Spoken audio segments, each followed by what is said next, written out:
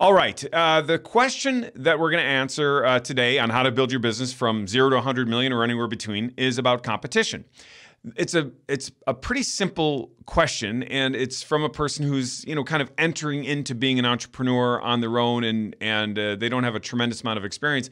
And so I kind of am faced with the idea of taking the question and saying, well, the question of competition, and it's about competition, is actually pretty intense. There's a lot of market research that can be done.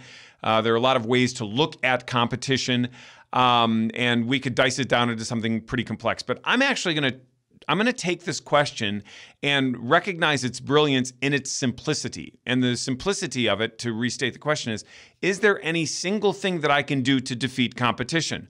Now, the reason that we know this is kind of a crazy question is because if you're talking about cell phones, or you're talking about financial services, or you're talking about automotive, or you're talking about airlines, or whatever it might be, or a local sub shop, the way you look at competition is going to be a little bit different and complex, and the way that you can actually defeat competition will be different. But what I can tell you about all of these businesses is that there is something you can do on the inside that will make you actually crush your competition, all things being equal, as you kind of extend this out. And this is what it's going to be. It's going to be internal speed for communication, which becomes external speed for communication. This is what I mean by that. In the businesses that I run, we have something called an interruptive culture, and I do this on purpose, which basically means that I could be, as the CEO of the company, sitting with the CFO, with the COO, with the president. There are 3,000 people in one of the companies that I work with or that I own. I have partners in that one, by the way, that would come together. And with these 3,000 employees, you would think, okay, who would have access to who here? Well, they all have access to everyone. And that's what an interruptive culture means. So I might be in this actual meeting with 3 other chiefs, and a brand new person that's been hired 3 months ago will walk in my office and say, hey, do you have a second for a question? And I'll answer the question. And you might say, well, that doesn't even sound like it makes sense. Well, it does make sense, and here's the reason why. That person's question is probably, when it's answered, going to answer another question for another employee, which will answer another question for another employee, and then eventually lead to a client or customer in some way, shape, or form. So if I do the classic thing that most people do and say, well, let's see if you can get on my schedule next Tuesday, and here it's Wednesday of this week, well, we're going to wait almost a week for that question to be answered, which means that the other employee and the customer are going to wait a week for that question to be answered.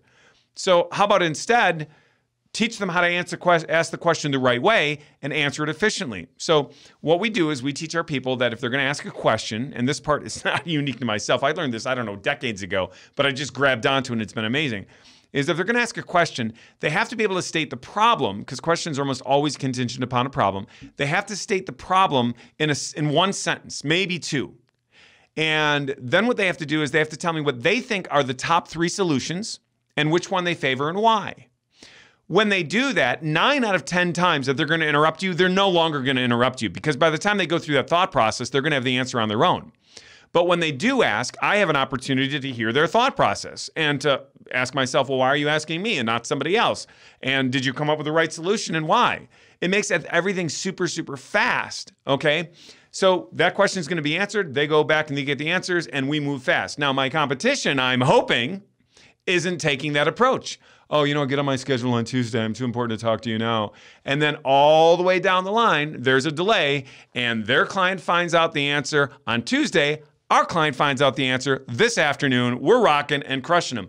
So the internal dialogue makes people inside the company happier, and it makes the service much easier to do. Now, this is not a romantic idea. There are times where the door has to be closed and meeting can't be interrupted. Clearly, a reasonable idea, a reasonable conversation with a reasonable person about a reasonable topic provides a reasonable outcome. Change any one of those things and you pretty much have disaster. It also means that there are certain departments that we have, like our IS team, where they're developing and programming all day long, writing code, where if they're interrupted, it takes about 15 minutes for their mind to come back to where they previously were. So we protect certain people in the business this way, and then others we have access to, and it makes it flow very, very, very easy as an organization. So again, there's got to be reasonability around this sort of thing, but if you're especially building a newer business and you don't have too many employees yet, you want to be fast. It's a funny thing too. How many times people that get involved in the companies that I am able to lead where they're kind of shocked by that. They go from the outside into the organization to say, wow, does this move fast? And then we will find ourselves kind of getting frustrated because we're talking to a vendor and there's a very simple question that we're asking them and they're not answering for like 2 days. Why? Because they're ineffective when it comes to communicating. Why are they ineffective when it comes to communicating? See, internally in the company, people have called this being Dave Durand to death. Okay, what does it mean to be Dave Duranded to death? It means that if I say to somebody in a meeting, I say, hey, make sure you communicate to so-and-so XYZ, and then let me know what they say. And we have a meeting 2 days later, and I say, what did they say when you communicated to them? The thing you're not going to say and have it go over very well is, oh, I emailed them, but I haven't heard back. Because I did not ask you to email them.